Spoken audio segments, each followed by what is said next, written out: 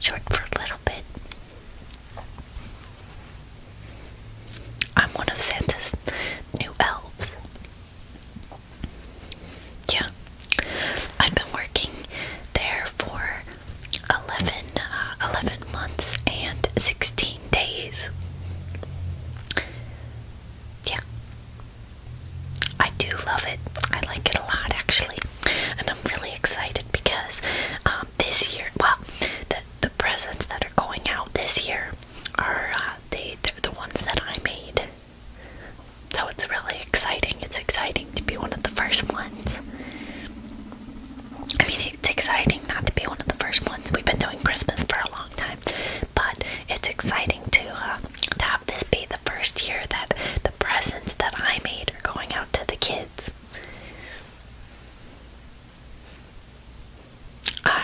I did not. I worked in, well, I kind of get made fun of sometimes because I'm the biggest elf there.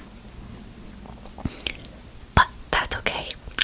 I'm almost 5'5", actually. So I am a little bit taller than the other elves, and my ears aren't quite as pointy, but they're under the hat all the time anyway, so it doesn't really matter. Yeah, this is where I live, basically 11 and a half months out of the year, but I do all my work from home, basically. And so does everybody else, so, it's okay. What kinds of things do I make? Well, I can actually show you one of the things I make. So, one of the things that I make is, I have this little, it's kind of hard to see, but it's basically a little nightlight almost. And the cool thing about this little nightlight is that it has two different colors.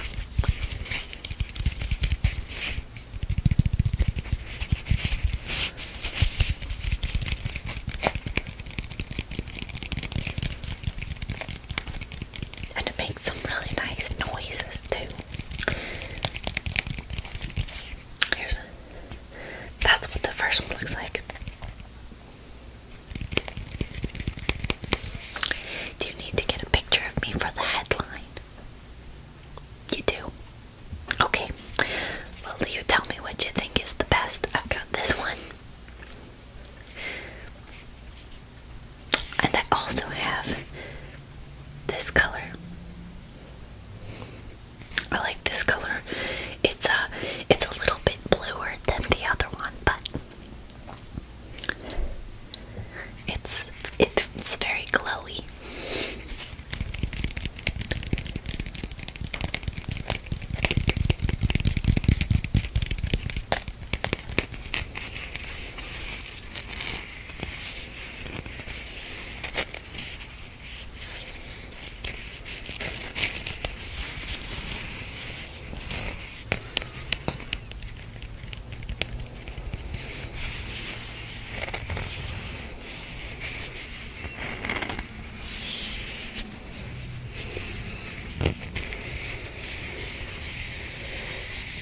Do you like the sounds?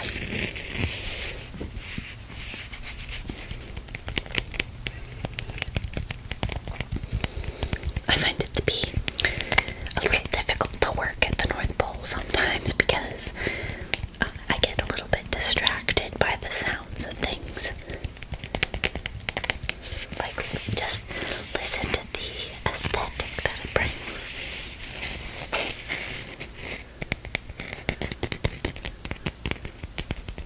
It's so pretty, isn't it?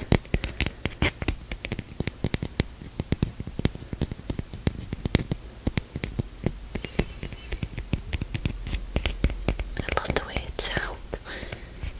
It's like raindrops almost. It's very calming. Yes, it's quite calming. But that's one of the things that I make for people. And they seem to like it so far. So that's the first one. But like I said, I do a lot of my work from home because I get distracted sometimes when I'm at the North Pole. So, I gotta sometimes do work from elsewhere. But the next thing that I make for people is, so this one is one of my favorites, and it's not a toy per se. Neither was the last one. The last one was a nightlight. This is a box of incense. And so what it is it's for people that do not have a fireplace. So this one it's one of Santa's specials, because if you don't have a fireplace, he'll give you some of these, and so you can burn them, and it sounds and smells like a fireplace. So this is one of my very, very favorite. This is one of my all-time favorites.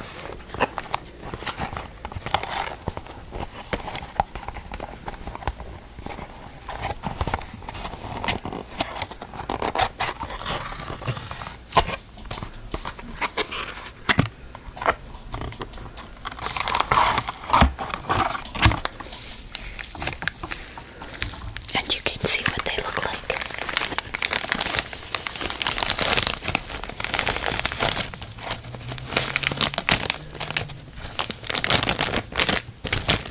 So this one smells like cedar.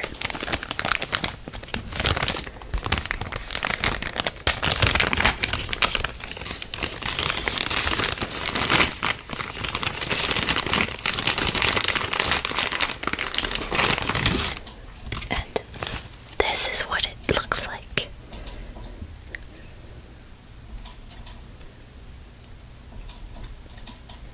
Just a little tiny piece of cedar. And you burn that, and it smells just like cedar.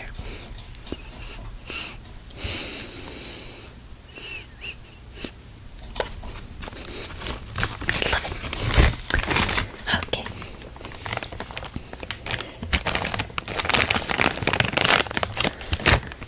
So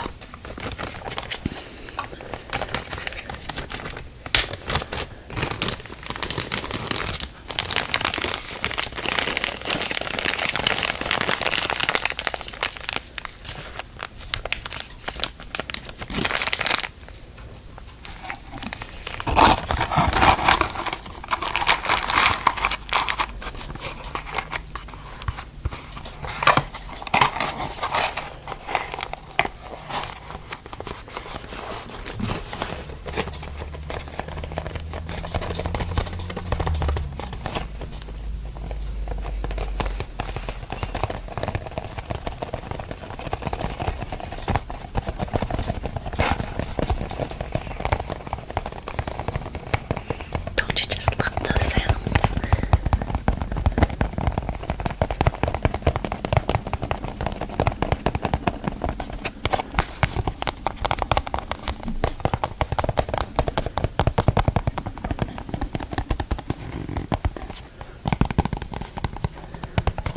So this one is really special, and you can request this so Santa can have it ahead of time.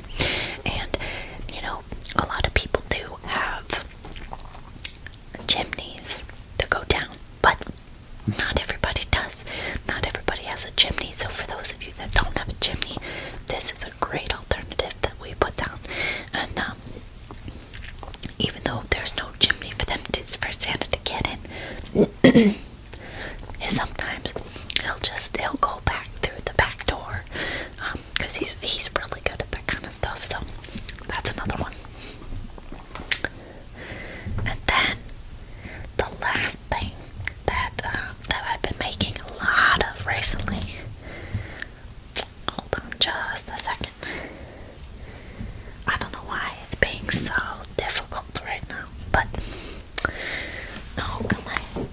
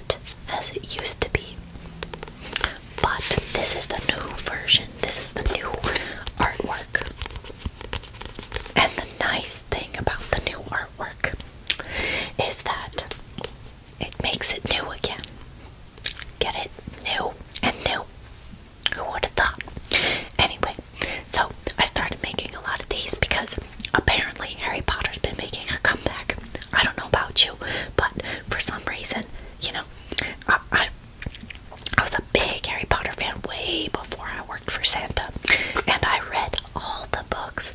I read all of them, you know, probably like almost 2 decades ago at this point, and it is making a comeback. So I've been making lots and lots of these recently.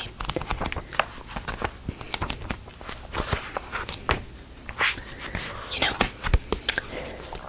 I remember way back when I was a little tiny human. I probably should have said that too.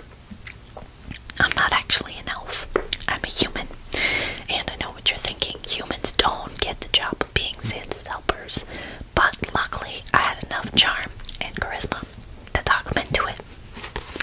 So anyway.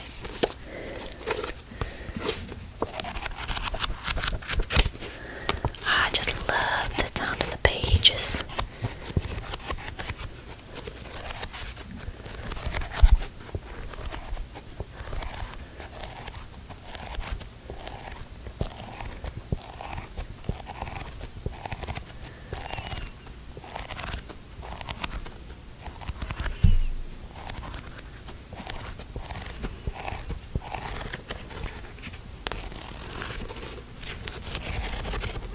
This is how you can tell it's good quality. If you do this to a book, you can tell if it's good.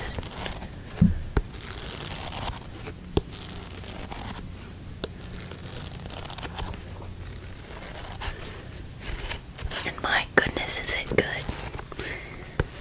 Of course it is, because I made it. So anyway, for those of you people that have not read Harry Potter, this is the first one. If you haven't read it, you got to. We'll put it in your stocking. This one is a stocking stuffer. Because, you know, at this point, it's just so mainstream that, you know, if you're gonna have something that's actually wrapped, you gotta have, like, the hard copy.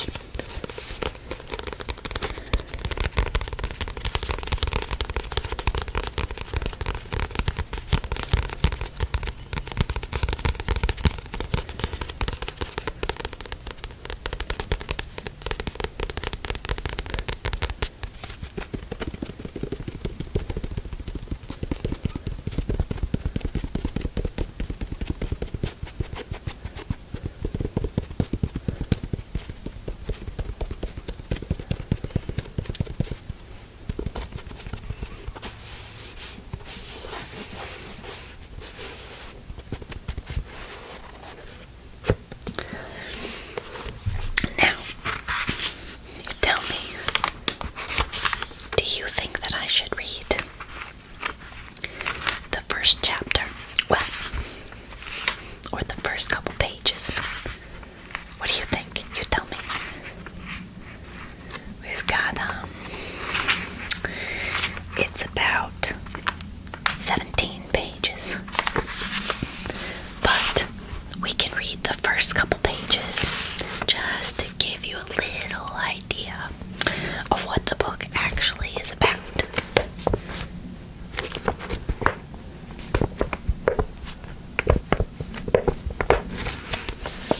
Okay, here we go. First couple pages. Mr. and Mrs. Dursley of number 4 Privet Drive were proud to say that they were perfectly normal. Thank you very much. They were the last people you'd expect to be involved in anything strange or mysterious because they just didn't hold with such nonsense.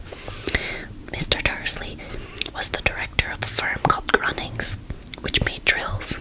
He was a beefy, big man with hardly any neck, although he did have a very large mustache.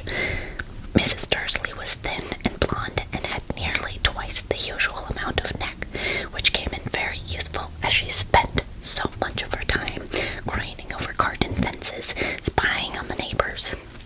The Dursleys had a small son called Dudley, and in their opinion, there were no finer boy anywhere. The Dursleys had everything they wanted, but they also had a secret, and their greatest fear was that somebody would discover it. Oh, already. Hook, line, and sinker. They didn't think they could bear it if anyone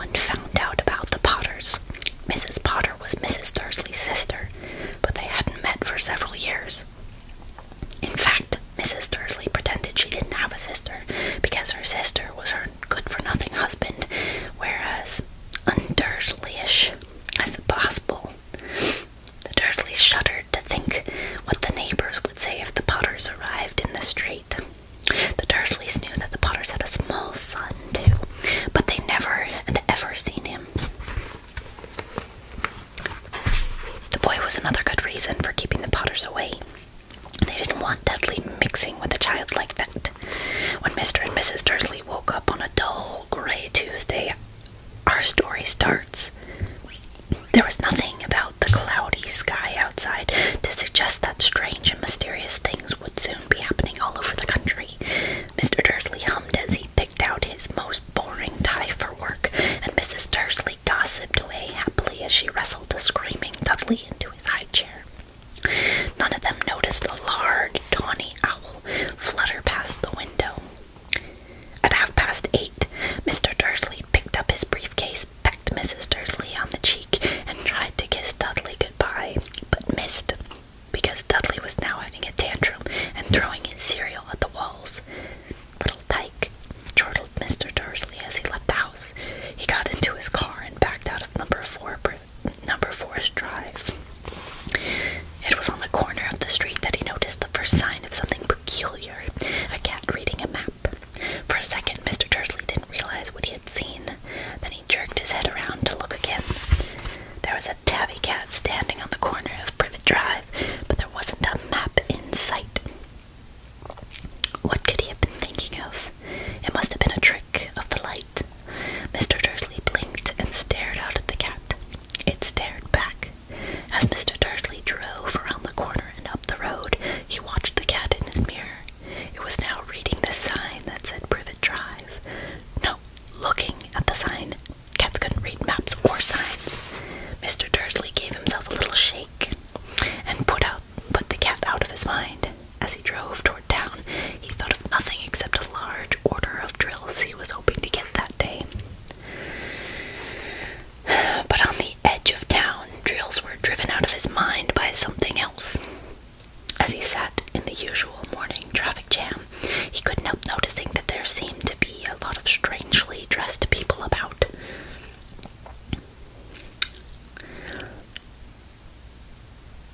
People in cloaks.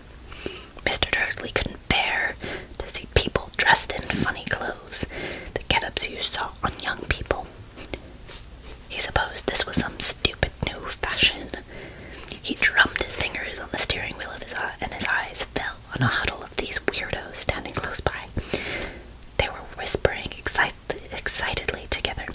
Mr. Dursley was enraged to see that a couple of them weren't young at all. Why, the man had to be older than he was, and wearing an emerald green cloak. The nerve of him! But then it struck Mr. Dursley that this was probably some silly stunt. These people were obviously collecting for something. Yes, that would be it. The traffic moved on, and a few minutes later, Mr. Dursley arrived in the Grunnings parking lot, his mind back on drills. So, that's the first couple pages, and it's proof right there that you should get and read this book.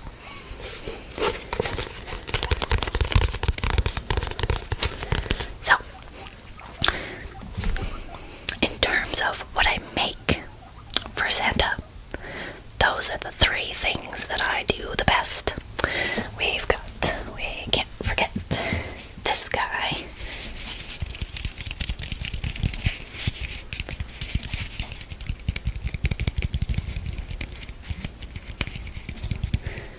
My little lantern, my nightlight, whatever you want to call it.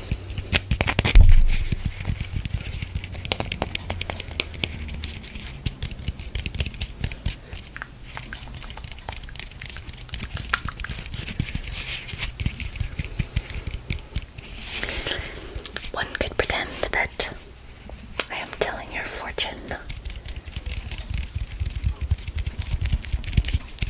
but I'm not. I do not do that.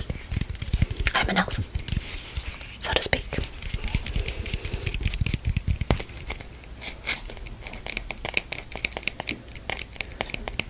One could also say that this is the moon,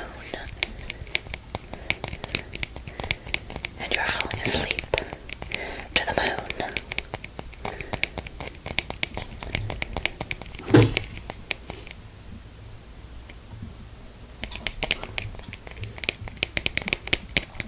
Those are the helpers. They can be annoying sometimes.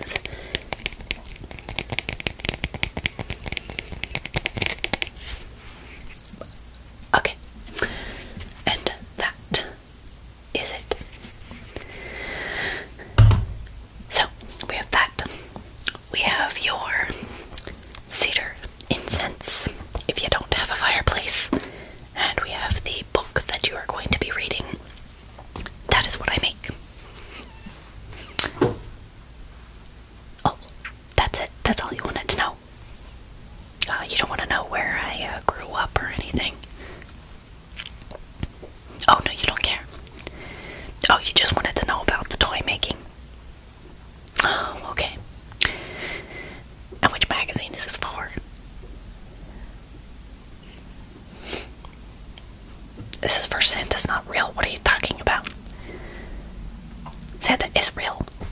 I just proved it. Oh, you're trying to prove it. Ah, I get it. I get it. Okay. I'm with you now. I am with you now. Well, you can tell them that you met me and I work for him. So that's about as much proof as you need. Alright. Well, I'm glad I could help. And anytime, just ring those jingle bells and I'll be there. Alright. Sounds good. Don't be naughty. Be nice. And you'll get one of those things, maybe. Alright, bye-bye. See you next time.